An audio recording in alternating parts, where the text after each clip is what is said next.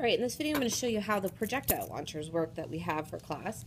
So the projectile launchers should secure pretty tightly to the edge of a table. So on one side there's this clamp that can be adjusted. So you put the edge of the table through here and you want to clamp the projectile launcher down very well, right? So you want it very tight on the table so that it doesn't move. This can also be tightened here in order to make sure that this doesn't turn as well. Right?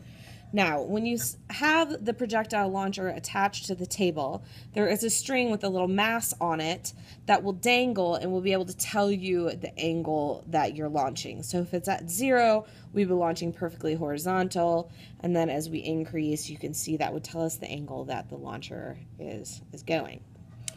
Now, these are spring-loaded launchers.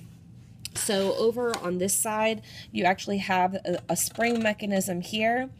And here is a little piece of metal that if we screw it, it will tighten or loosen on this shaft right here. And so what we do is you're actually going to take this and we're going to put a ball on the end of it, either a metal ball or a wood ball that fits on the end of this launcher. And based on where the position of this is, will determine how far back and therefore what the initial velocity is. So it's kind of hard to do it without an actual ball, so I'm going to make it really, really loose on there. So if I were to push back on the spring, and these things are pretty strong, you can see that it hooks together like this, right? And we'll hold it in place so that if I pull up on this lever here, it will cause the spring to release and this will launch forward and the ball will fly off. So when we do our lab with the projectile launchers, you kind of want to set a point for this and then tape it down and make sure it doesn't move.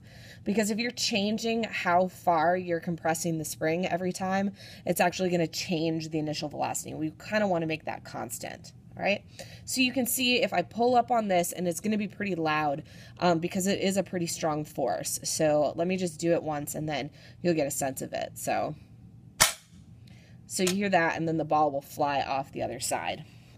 Now, if you look here, there are 2 sets of holes right here. This is where our photo gates are going to go on.